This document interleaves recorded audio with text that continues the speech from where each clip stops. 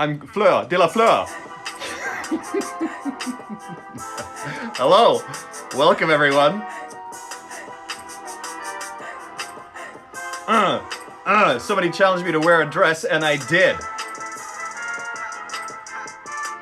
Welcome to Conk's Corner, everyone. Welcome, welcome, welcome. Hi, Harry Potter addict. I just had a lot of coffee, so I got a lot of energy. And I don't usually drink coffee. It's like, honestly couldn't tell. Fleur de la hair. Okay, welcome everybody. Welcome to Conk's Corner with me, John Voth, and you're just gonna see the reflection all the time. John Voth, Mark over there, What? little Dexter over here, and somebody asked me to challenge me to wear a dress, and so I did. I used this for my buddy's stag, and I still had it. So voila, or as people who don't know how to say it would say, voila, voila. I just finished listening to last night's session. It's like an extra long session for me tonight. Awesome. Okay. So I'm reading Harry Potter every single day for an hour. If you're just tuning in and seeing this insanity, I'm reading Harry Potter every single day. I'm putting on different costumes. I haven't read the books yet, so it's fun to go through these. And I've only seen 2 of the movies. Don't remember much from them. If you're writing in the comments, I read Fleur de la John. If you're writing in the comments, just remember that no spoilers, please. No hints about anything that's happening because I don't know. I haven't read them before. You can ask questions in that little question card down there.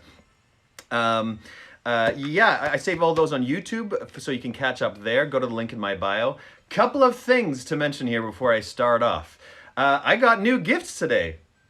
Well, we did. We got new gifts. Open up the door, and there was a package from Dan and Anita Spenst, who are always listening along. Let me show you the wealth of exciting gifts. I mean, this has already been exciting. Lois baked some cupcakes for us that were delicious. Amanda Hart, she sent along Dobby this costume that I sometimes put on Dexter when he's in the mood. It's very cute.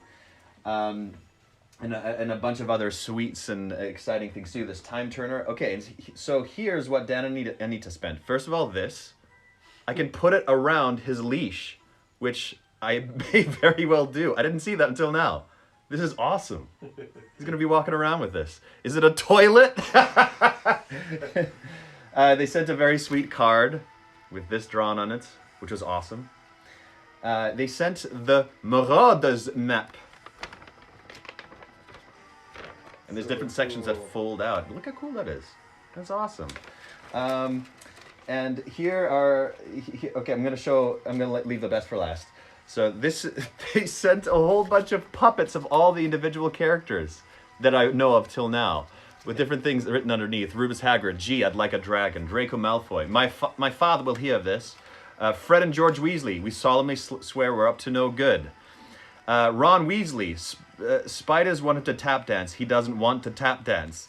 Random student, make a missing character. Make yourself a character. Voldemort, defeated by a baby. Then we have Hermione Granger, the brightest witch of her generation. Then we have Harry Potter, the boy who lived to be made into a finger puppet. Neville Longbottom. And Mimblus Mimbletonia, I guess that's the frog. And then we got Albus Dumbledore, Sherbet Lemon.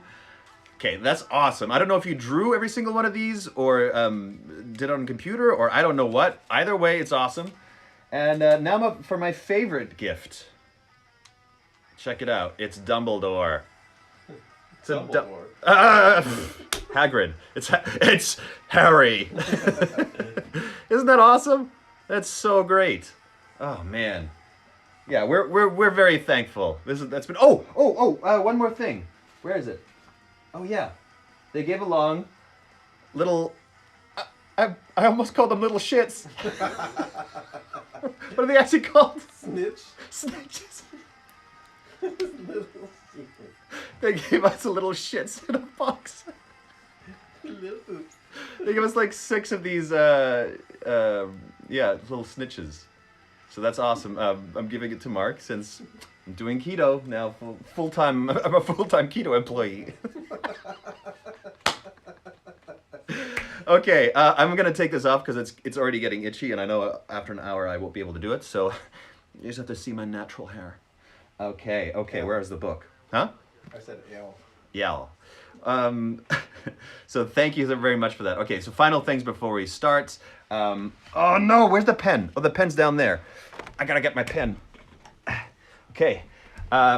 Also, go to the link in my Patreon. For those of you who have already signed up, we're starting a new book. It's, oh, what's it called? What's it called? I'll let you know, but I already recorded it. But I'm having some difficulties with the files. Anyway, just please have some patience with me at the top while I get this going. I'm reading another book every single week for an hour or two for some of the higher tiers, and a book of short stories, some fun other things. So if you want to check it out, go to the Patreon in my bio. It's really helpful. It's really wonderful. Thank you so much for the people who've already logged on. Oh, and a couple of shout outs to the patrons of second highest tier who came on: Amanda Anger, Daria Polishak, and forgive me if I've mispronounced your name, Allison Knight, Darren Weeb, Shira Geller, and Timon Bacchini.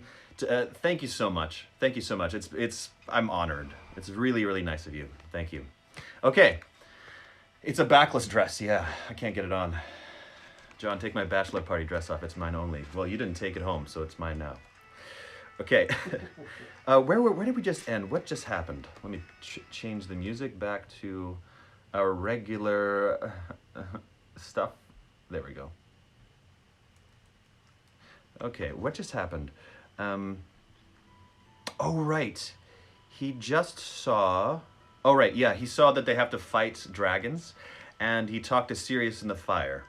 And he's in a really bad place. Everybody's against him. He's gonna have to fight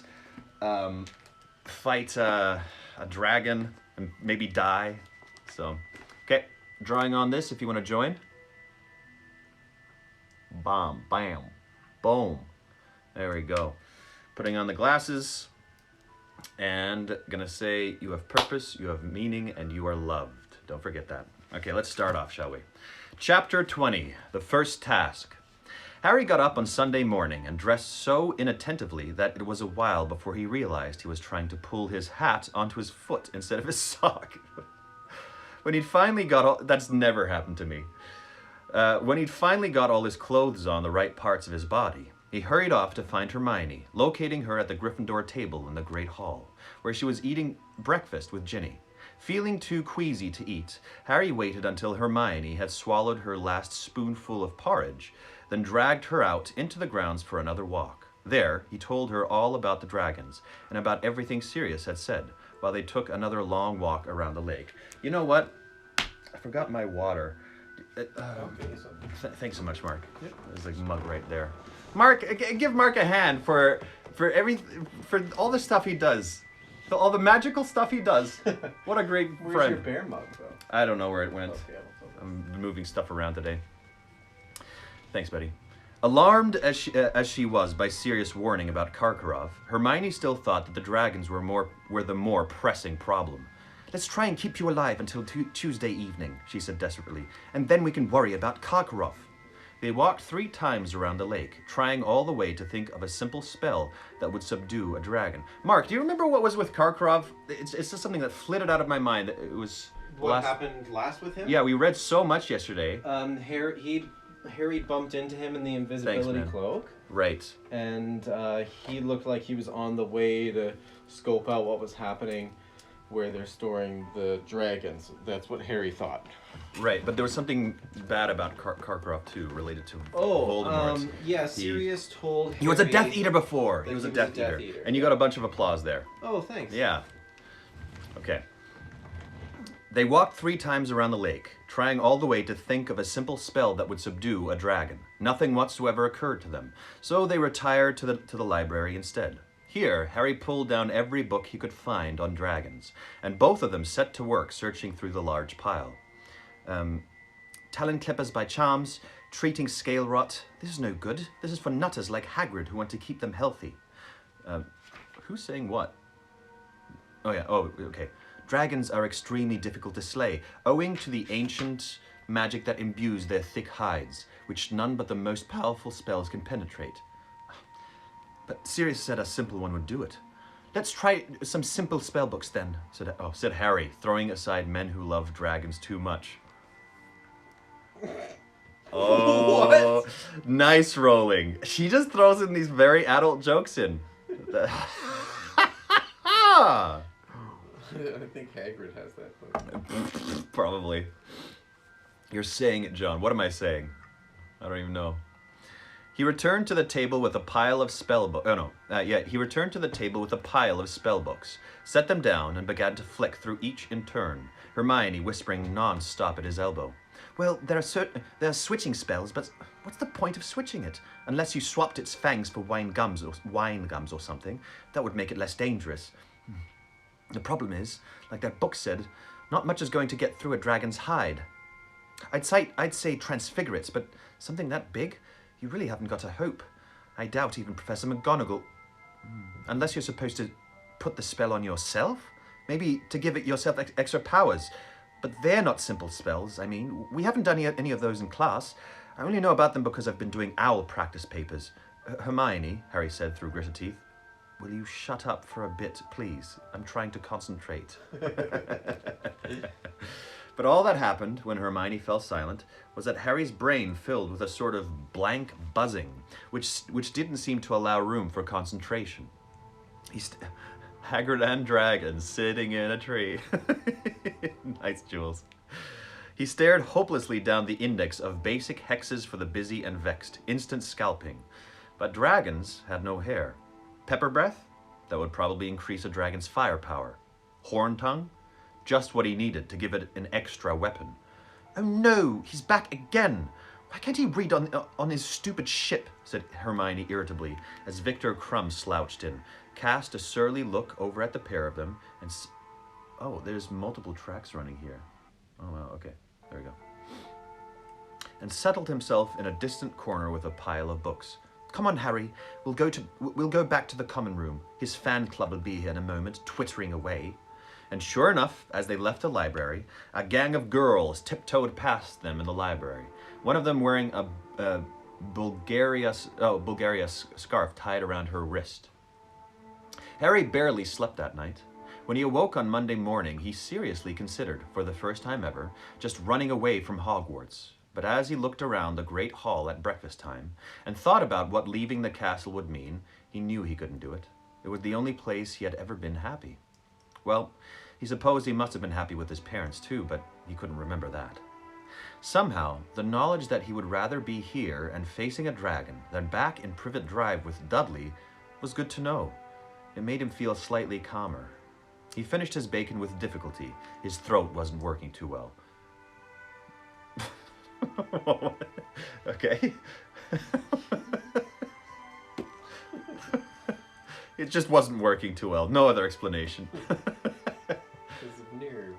Yeah, I guess so. And as he and Hermione got up, he saw Cedric Diggory leaving the Hufflepuff table. Fun fact, the day the Triwizard Tournament begins, my cousin was born in real life. Very fun fact. Cool. And as he and Hermione got up, he saw Cedric Diggory leaving the Hufflepuff table. Cedric still didn't know about the dragons. The only champion who didn't, if Harry was right in thinking that Maxime and Karkaroff would have told Fleur and Crumb. Hermione, I'll see you in the greenhouses, Harry said, coming to his decision as he watched Cedric leaving the hall. Go on, I'll catch you up. Harry, you'll be late. The bell's about to ring. I'll catch you up, okay? By the time Harry reached the bottom of the marble staircase, Cedric was at the top. He was with a load of sixth-year friends. Harry didn't want to talk to Cedric in front of them. They were among those who had been quoting Rita Skeeter's article at him every time he went near them. He followed Cedric at a distance and saw that he was heading towards the Charms corridor. This gave Harry an idea. Pausing at a distance from them, he pulled out his wand and took careful aim. Diffindo! Cedric's bag split. Parchment, quills, and books spilled out of it onto the floor. Several bottles of ink smashed.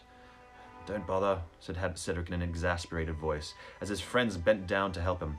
Tell Flitwick I'm coming. Go on. This was exactly what Harry had been hoping for. He slipped his wand back into his robes, waited until Cedric's friends had disappeared into their classrooms, and hurried up the corridor, which was now empty of everyone but himself and Cedric. Hi, said Hedrick, picking up a copy of A Guide to Advanced Transfiguration that was now splattered with ink. That's a dumb move of Harry. Why would he just ruin his bag and all his papers? My bag just split. Brand new and all. Cedric, said Harry, the first task is dragons. What? said Cedric, looking up. Dragons, said Harry, speaking quickly in case Professor Flitwick came out to see where Cedric had to go. They've got 4, 1 for each of us, and we've got to get past them. He was nervous. Is that supposed to have an effect on your appetite? Sure, but this is a weird way of saying his throat wasn't working. Cedric stared at him. Harry saw some of the panic he'd been feeling since Saturday night flickering in Cedric's grey eyes. Are you sure? Cedric said in a hushed voice. Dead sure, said Harry. I've seen them. But how did you find out? We're not supposed to know. Never mind, said Harry quickly. He knew Hagrid would be in trouble if he told the truth. But I'm not the only one who knows. Fleur and Crumb will know by now. Maxime and Karkaroff both saw the dragons too. Cedric straightened up, his arms full of inky quills, parchment, and books, his ripped bag dangling off one shoulder. He stared at Harry, and there was a puzzled, almost suspicious look in his eyes. Why are you telling me? He asked. Harry looked at him in disbelief. He was sure Cedric wouldn't have asked that if he had seen the dragons himself. Harry wouldn't have let his worst enemy face those monsters unprepared. Well, perhaps Malfoy or Snape. It's just fair, isn't it? He said to Cedric. We all know now, we're on an even footing, aren't we? Cedric was still looking at him in a slightly suspicious way when Harry heard a familiar clunking noise behind him. He turned around and saw Mad-Eye Moody emerging from a nearby classroom. Oh, gosh, okay. Come with me, Potter, he growled. Diggory, off you go. Harry stared apprehensively at Moody. Had he ever heard them? Professor, I'm supposed to be in herbology. Never mind that, Potter. In my office, please. Harry followed him, wondering what was going to happen to him now.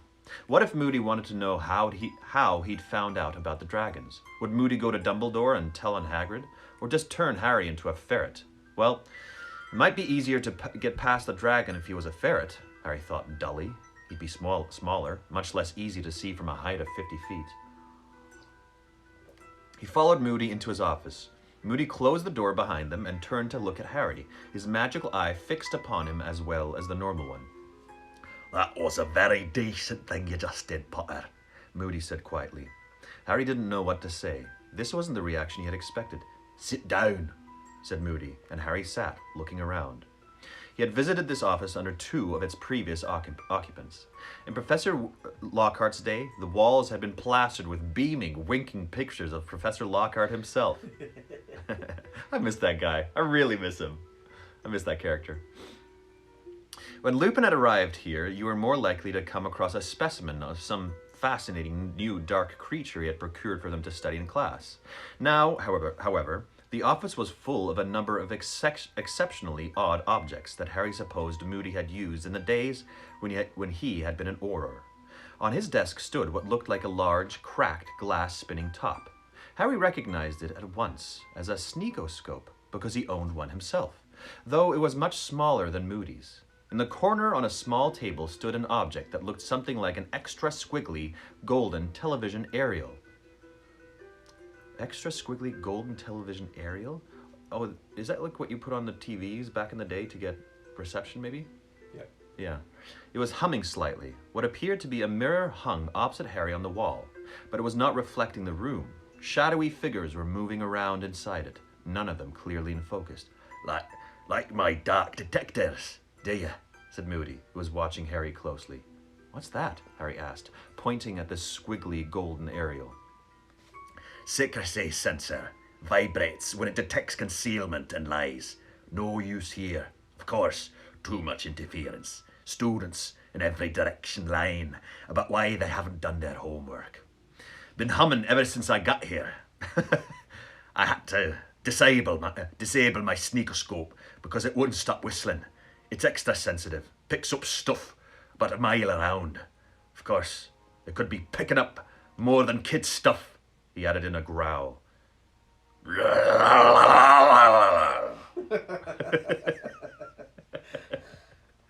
And what's the mirror for? Oh, that's my full glass. See them up there, skulking around? I'm not really in trouble until I see the whites of their eyes. That's when I open my trunk. He let out a short, harsh laugh. Gah!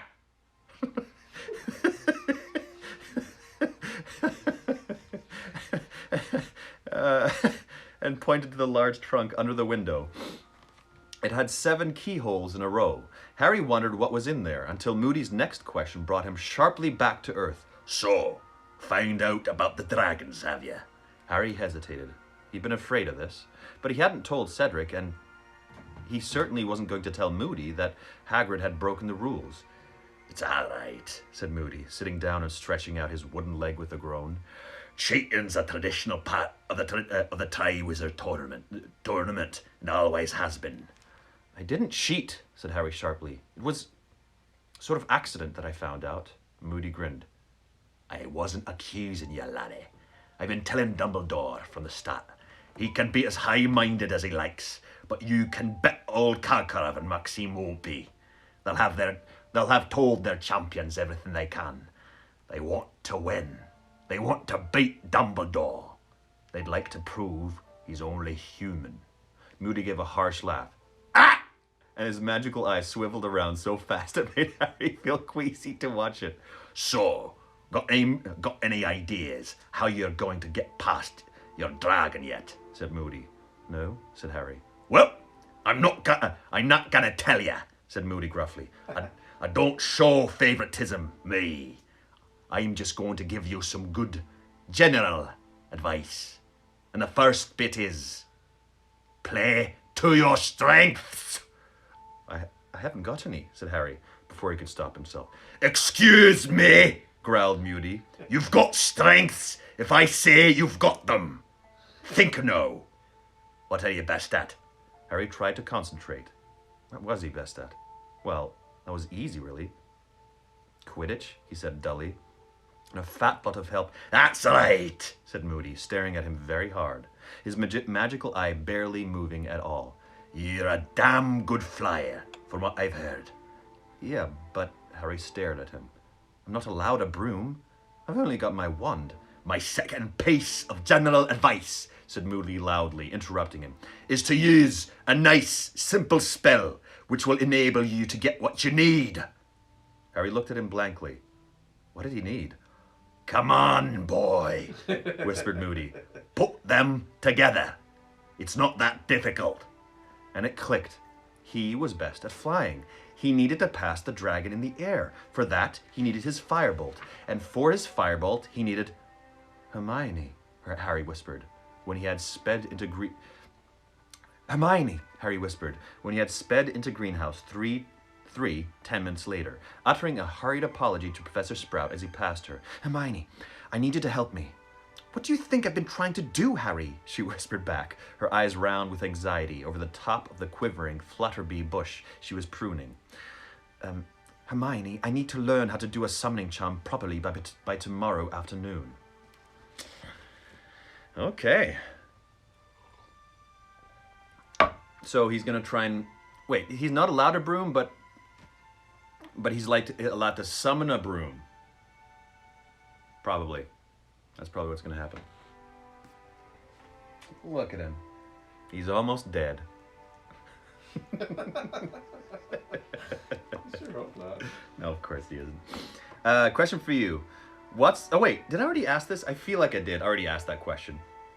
I didn't write anything new down. So, actually, did I ask this question? What's something common from your childhood that would seem strange to future generations? Yes. I already asked that question. Okay, I'm going to think up a new one. Who's a person that most people find annoying that you like? How about that? And not somebody that, I mean, a celebrity, okay? A celebrity. Everybody's going to say you. Yeah, of course they are. Of course they are. And so they practiced. They didn't have lunch, but headed for a free classroom. I just nodded as if you can see me. And so they practiced. They didn't have lunch, but headed for a free classroom, where Harry tried with all his might to make various objects fly across the room towards him.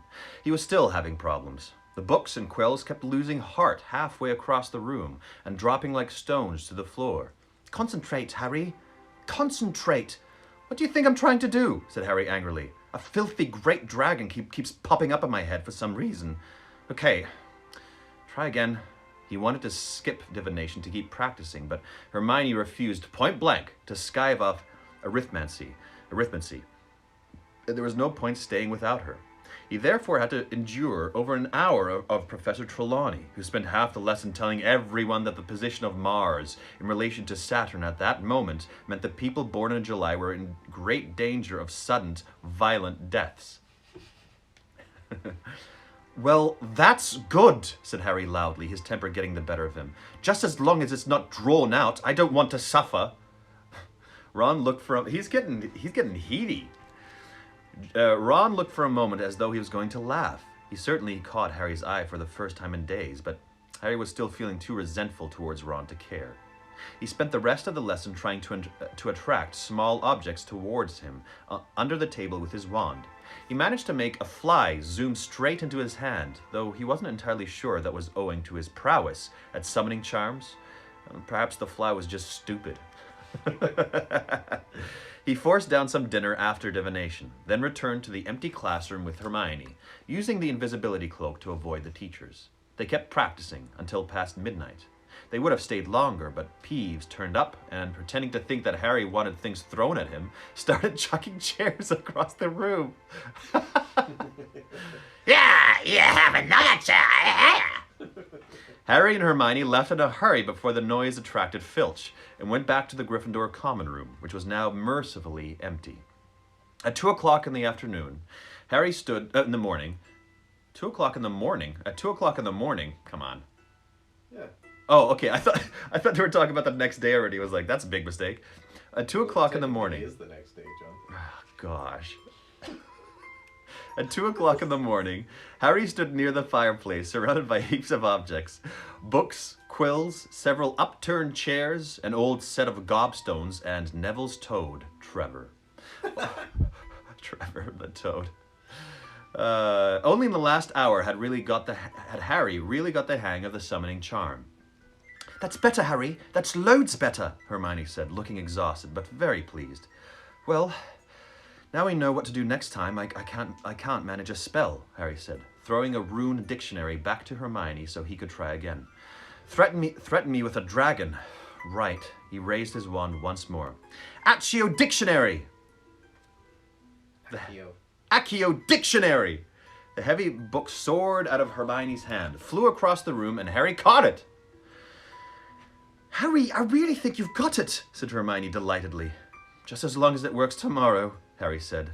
The firebolt's going to be much farther away than the stuff in here. It's going to be in the castle, and I'm going to be out there in the grounds. That doesn't matter, said Hermione firmly. Just as long as you're concentrating really, really hard on it. It'll come. Harry, we better get some sleep. You're going to need it. Harry had been focusing so hard on learning the summoning charm that evening that some of his blind panic had left him. It returned in full measure, however, on the following morning. The atmosphere in the school was one of great tension and excitement. Lessons were to stop at midday, giving all the students time to get down to the dragon's enclosure, though of course they didn't yet know what they would find there. Yeah, surround those dragons with even more children. Yeah, lest a rogue flame engulfs them all. Dumbledore's like, what have we done? What have we done? There's like blood in his hands. We have murdered. We were not careful with the boundaries of taking care of children. Harry felt oddly separate from everyone around him. Whether they were wishing him good luck or hissing, "We'll have a box of tissues ready, Potter," as he passed. It was a state of nervousness so advanced that he wondered whether he mightn't just lose his head when they tried to lead him out to his dragon and start trying to curse everyone in sight. Time was behaving in a more peculiar fashion than ever, rushing past in great dollops, so that one moment he seemed to be sitting down in his first lesson. That's a great way to describe it. Time was rushing past in great dollops. So that one moment he seemed to be sitting down in his first lesson, History of Magic. and the next walking into lunch. And then, where had the morning gone? The last of the dragon-free hours. Professor McGonagall was hurrying over to him in the great hall. Lots of people were watching. Potter, the champions have to come down into the grounds now. You have to get ready for your first task. Okay, said Harry, standing up, his fork falling onto his plate with a clatter. Good luck, Harry, Hermione whispered. You'll be fine. Yeah, said Harry, in a voice that was most unlike his own. Yeah! But Hogwarts is just the safest place ever. Sure. Who says that? Is it someone that keeps saying it in the books? Yeah, Mrs. Weasley says it. Come on, Mrs. Weasley. Kids getting, like, petrified by ghosts and wizards. He left the Great Hall with Professor McGonagall. She didn't seem herself, either. In fact, she looked nearly as anxious as Hermione. As she walked him down the stone steps and out into the cold November afternoon, she put her hand on his shoulder. Now, don't panic, she said. Just keep a cool head. We've got wizards on hand to control the situation if it gets out of hand. The main thing is just to do your best, and nobody will think any worse of you. Are you all right? Yes, Harry heard himself say. Yes, I'm fine. She was leading him towards the place where the dragons were, around the edge of the forest. But when they approached the clump of trees behind which the enclosure would be clearly visible, Harry saw that a tent had been erected, its entrance facing them, screening the dragons from view. You're going to go in here with the other champions, said Professor McGonagall in a rather shaky sort of voice. And wait for your turn, Potter. Mr. Bagman is in there. He'll be telling you the procedure. Good luck. Thanks, said Harry in a flat, distant voice. She left him at the entrance of the tent. Harry went inside. That's how I describe John passing by me as well. He walked by me like a big dollop of disappointment. Damn, that was a really good diss. I give you mad props for that. It's really good. I still hate you. Fleur de la Cour was sitting in a corner on a low wooden stool. She didn't look nearly as composed as usual, but rather pale and clammy. Victor Crumb looked even surlier than usual, which Harry supposed was his way of showing nerves. Cedric was pacing up and down. When Harry entered, he gave him a small smile, which Harry returned, feeling the muscles in his face working rather hard, as though they'd forgotten how to do it. That's Harry's smile. Oh, yeah. Harry! Good-o, said Bagman happily, looking around at him. Come on, come in. Make yourself at home. Bagman looked somewhat like a slightly overblown cartoon figure, standing amid all the pale-faced champions. He was wearing his old wasp robes again. Well, now we're all here. Time to fill you in. Yeah. Time to fill you in, said Bagman brightly. When the audience has assembled, I'm going to be offering each of you this bag. He held up a small sack of purple silk and shook it at them. From which you will each select a small model of the thing you're about to face. There are different varieties, you see. And I have to tell you something else too. Your task is to collect the golden egg. Harry glanced around. Cedric had nodded once, to show that he understood Bagman's words, and then started pacing around the tent again. He looked slightly green. Fleur de la Cour and Crumb hadn't reacted at all. Perhaps they thought they might be sick if they opened their mouths. That was certainly how Harry felt. But they, at least, had volunteered for this. And in no time... Hi, Brianna F. Voss. Welcome. And in no time at all, hundreds upon hundreds of pairs of feet could be heard passing the tent, their owners talking excitedly, laughing, joking. Harry felt as separate from the crowd as if they were from a different species. And then, it felt about a second later to Harry, Bagman was opening the neck of a purple silk sack. Ladies first, he said, offering it to Fleur de la Cour. Hey, buddy. Woke up, huh? He's stressed about Harry's fate. Yeah, he's very stressed. Can you... Oh, I feel like you can see down my dress. Oh, no. She put a shaking hand inside the bag and drew out a tiny perfect model of a dragon, a Welsh green. It had the number 2 around its neck, and Harry knew by the fact that Fleur showed no sign of surprise, but rather a determined resignation that he had been right. Madame Maxime had told her what was coming. The same held true for Crumb. He pulled out the scarlet Chinese fireball.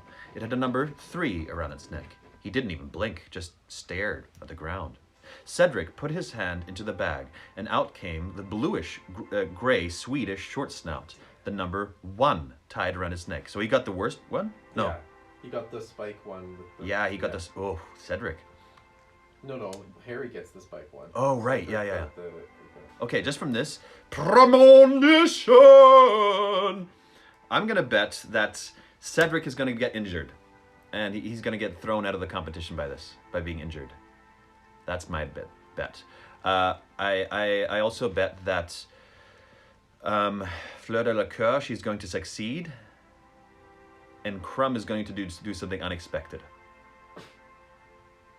Instead of fighting it, he's going to do something unexpected. Premonition over. So get ready for the truth of this book to come out. Knowing what was left, Harry put his hand into the silk bag and pulled out the Hungarian horntail and the number 4. It stretched its wings as he looked down at it and bared its minuscule fangs. Well, there you are, said Bagman. You've each pulled out the dragon you will face, and the numbers refer to the order in which you are to take on the dragons, do you see? Now, I'm going to have to leave you in a moment because I'm commentating. Mr. Diggory, you're first. Just go out into the enclosure when you hear a whistle, all right? Now, Harry, could I have a quick word outside? Yes, said Harry blankly, and he got up and went out of the tent with Bagman. Everything is unexpected to you. Everything is unexpected to you. It's your first time reading it. Yeah. What's gonna But I'm happen. still making prophecies that always come true. Oh, Yeah, they always come true. Yes, said Harry, and he got up and went out of the tent with Bagman, who walked him a short way away, into the trees, and then turned to him with a fatherly expression on his face. Feeling all right, Harry? Anything I can get you? What? Said Harry. No, nothing. Got a plan? Said Bagman, lowering his voice conspiratorially. There we go. Conspiratorially. Because I don't mind sharing a few pointers. If you like them, you know, I mean, Bagman continued, lowering his voice still further. you're the underdog here, Harry. Anything I can do to help? No, said Harry. So quickly he knew he sounded rude. No, I've decided what I'm going to do, thanks. Nobody would know, Harry. Said Bagman, winking at him. No, I'm fine, said Harry, wondering why he kept telling people this, and wondering whether he had ever been less fine. I've got a plan worked out. A whistle had blown somewhere. Oh, good Lord, I've got to run, Said Bagman in alarm, and he hurried off. A radio-style sting, little melody. John can play it each time he has a premonition. Actually, you know, I kind of want to show you this already. Where's the... do you have that little board? Can you see it on the bed over there anywhere? It's on the ground up here. Oh yeah, it's right here. Okay, so here's something I'm working on. I'm going to show you all this.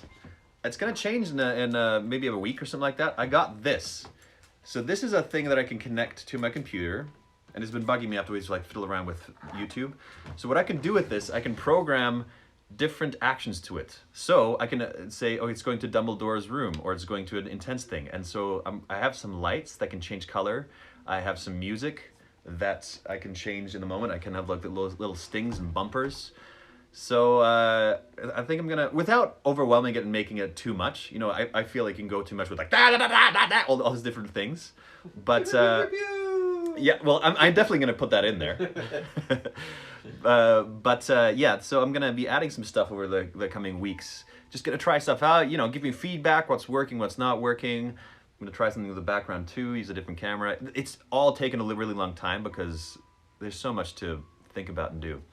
But yeah, it's gonna be cool, and I'm still gonna maybe wear. It's actually uncomfortable. It's so tight around the middle. It's because my abs are so big. Oh yeah. That was so rude.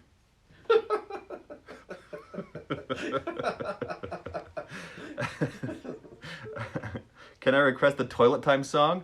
Oh yeah, I gotta get a toilet time song in there. Yeah. Okay. Where were we? Harry walked back to the tent and saw Cedric emerging from it, greener than ever. Harry tried to wish him luck as he walked past, but all that came out of his mouth was a sort of hoarse grunt. Oh, that wasn't even... It's probably the worst sound I've ever made. You know, quality-wise. Are you going to record and then they kissed? I don't know. Keep the suggestions coming. I'll write all these down, see what I can find, what I can make work. Harry went back inside to Fleur and Crumb. Seconds later, they heard the roar of the crowd, which meant Cedric had entered the enclosure and was now face to face with the living counterpart of his model. It was worse than Harry could ever have imagined. Sitting there and listening, the crowd screamed, yelled, gasped like a single many-headed entity as Cedric did whatever he was doing to get past the Swedish short snout. Crumb was still staring at the ground. That's some heavy depression Crumb's got. Fleur had now taken to retracing Cedric's steps, round and round the tent, and Bagman's commentary made everything much, much worse. Horrible pictures formed in Harry's mind as he heard, "Oh, narrow miss there, very narrow. He's taken risks, this one. Clever move. A pity it didn't work." And then, after about 15 minutes, Harry heard the deafening roar that could only mean one thing. Cedric had got past his dragon and seized the golden egg, like I predicted. Wow, that's amazing. Oh, man, I'm so good. You predicted that he'd get hurt and knocked out of the competition, John. No. Oh, go back. I mean, when I'll upload this, you can see what... Yeah, fine. Well, I'll see. It's a great premonition of mine. "Very good indeed," Bagman was shouting. "And now, the marks from the judges." But he didn't shout out the marks. Harry supposed the judges were holding them up and showing them to the crowd. "One down, 3 to go," Bagman yelled, as the whistle blew again. "Miss Delacour, if you please." Fleur was trembling from head to foot. Harry felt more warmly towards her than he had done so far. John just forgets his trembling. That's not true. I nailed him. I don't know what you're talking about, Jules. Don't be rude. As she left the tent with her head held high and her hand. Oh wait, we gotta get some competition music going on here, hey? I'll just put on the Quidditch. Oh, wait. Maybe there's a Tri-Wizard tournament music. How about that? Music.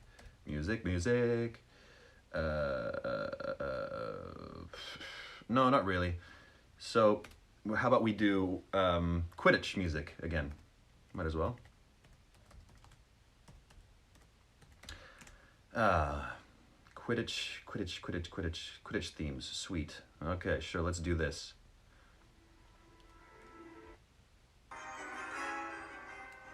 It's not any better. Okay, whatever.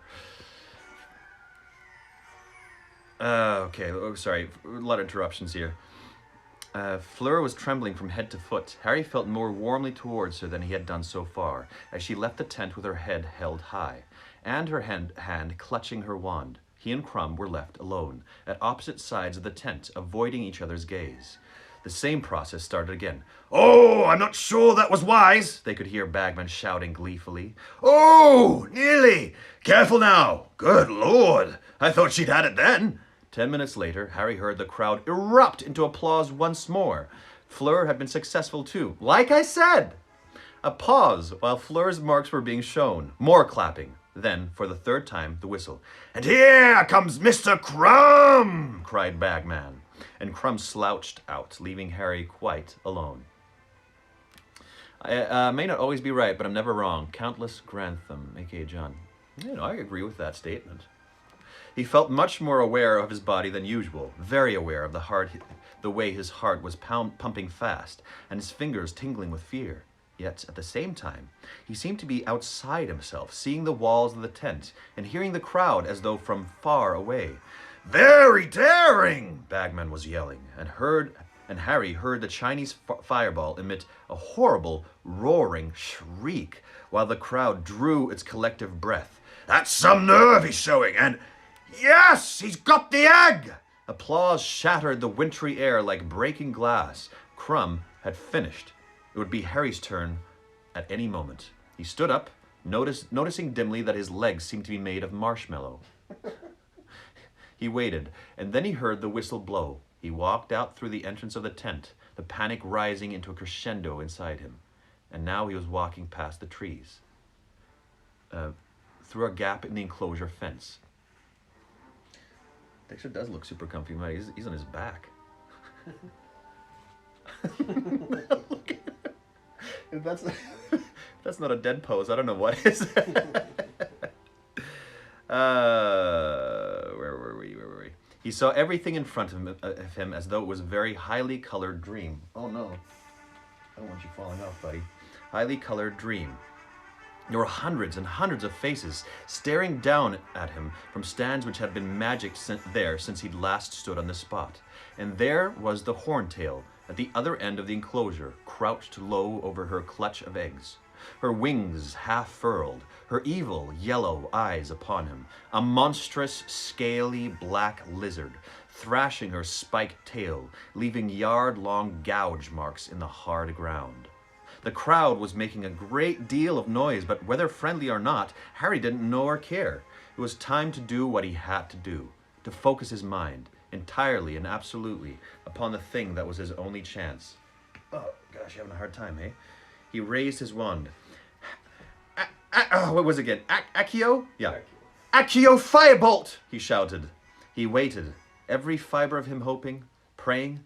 If it hadn't worked, if it wasn't coming, he seemed to be looking at everything around him through some sort of shimmering, transparent barrier, like a heat haze, which made the enclosure and the hundreds of faces around him swim strangely. And then he heard it. Speeding through the air behind him, he did it.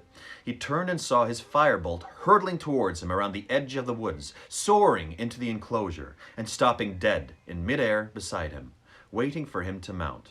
The crowd was making even more noise. Bagman was shouting something, but Harry's ears were not working properly anymore. Listening wasn't important. He swung his leg over the broom and kicked off from the ground. And a second later, something miraculous happened.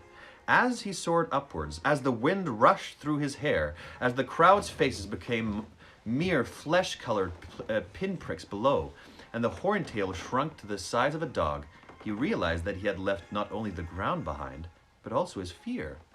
He was back where he belonged. This was just another Quidditch match. That was all. Just another Quidditch match. And that horntail was just another ugly opposing team. He looked down at the clutch of eggs and spotted the gold one, gleaming against its cement-colored fellows, residing safely between the dragon's front legs. Okay, Harry told himself. Diversionary tactics. Let's go. He dived. The horntail's head followed him. He knew he knew what it was going to do, and pulled out of the dive just in time. A jet of fire had been released exactly where he would have been had he not swerved away. But Harry didn't care. That was no more than dodging a bludger. "Great Scott! He can fly!" yelled Bagman, as the crowd shrieked and gasped. "Are you watching this, Mr. Crumb?" Harry soared higher in a circle. The horntail was still following his progress, its head revolving on its long neck. If he kept this up, it would be nicely dizzy, but better not push it too long, or it would be breathing fire again. Harry plummeted just as the horntail opened its mouth, but this time he was less lucky. He missed the flames, but the tail came whipping up to meet him instead. And as he swerved to the left, one of the long spikes grazed his shoulder, ripping the robes. He could feel it stinging. He could hear screaming and groans from the crowd, but the cut didn't seem too deep. Now he zoomed around the back of the horntail, and a possibility occurred to him. The horntail didn't seem to want to take off. She was too protective of her eggs.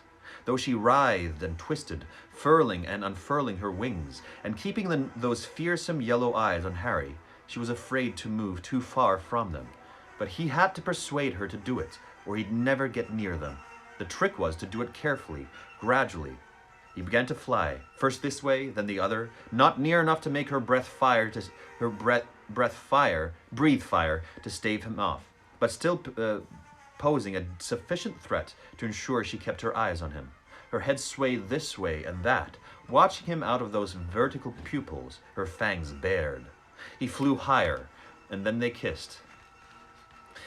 The horntail's head rose with him, her neck now stretched to its fullest extent, still swaying like a snake before its charmer. Harry rose a few feet more, and she let out a roar of exasperation. He was like a fly to her, a fly she was longing to swat. Her tail thrashed again, but he was too high to reach now. She shot fire into the air, which he dodged. Her jaws opened wide. "Come on," Harry hissed, swerving tantalizingly above her. "Come on! Come and get me! Up you get now!" And then she reared, spreading her great black leathery wings at last, as wide as those of a small aeroplane, and Harry dived.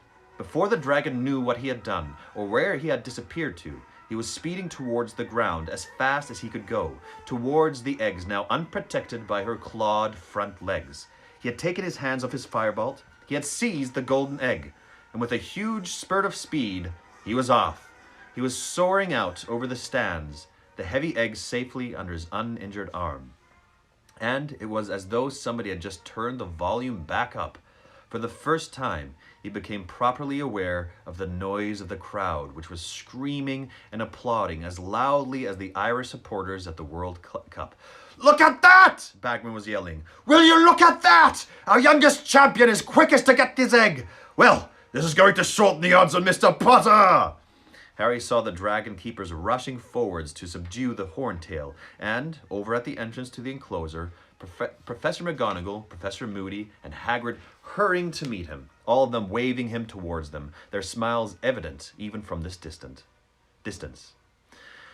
He did it. Oop, there it is. Oh, yeah, and then they kissed. Yep.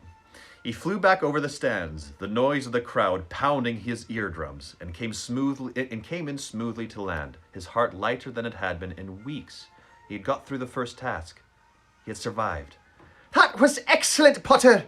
cried Professor McGonagall as he got off the firebolt, which from her was extravagant praise. He noticed that her hand shook as she pointed at his shoulder. "You'll need to see Madame Pomfrey before the judges give out your score.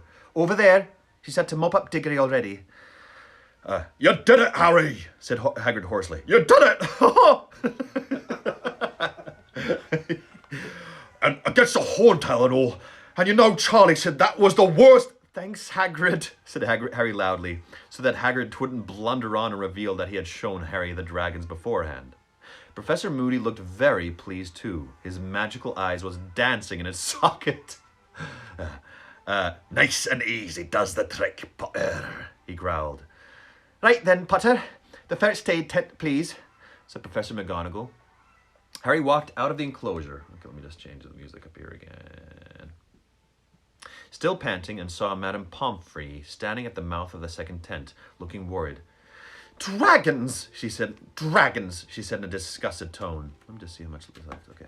Pulling Harry inside. The tent was divided into cubicles. He could make out Cedric's shadow through the canvas, but Cedric didn't seem to be badly injured. He was sitting up, at least.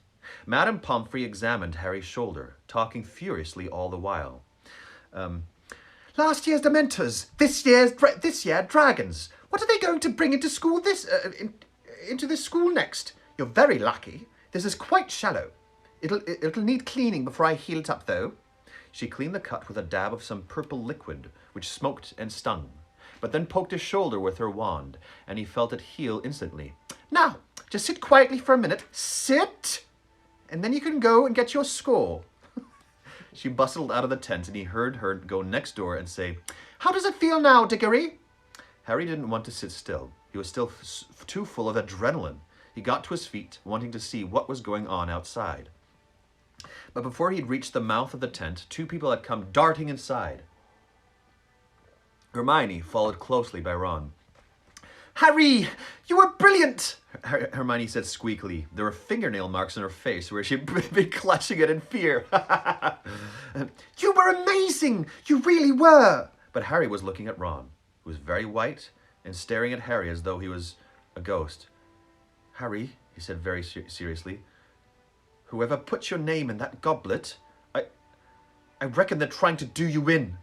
It was as though the last few weeks had never happened, as though Harry was meeting Ron for the first time, right after he'd been made champion. "Caught on, have you?" said Harry coldly. "Took you long enough." Come on, Harry. Don't be a douche. Hermione stood nervously between them, looking from one to the other. Ron opened his mouth uncertainly. Harry knew Ron was about to apologize, and suddenly he found he didn't need to hear it. It's okay, he said before Ron could get the words out. Forget it. No, said Ron. I shouldn't have. Forget it, Harry said.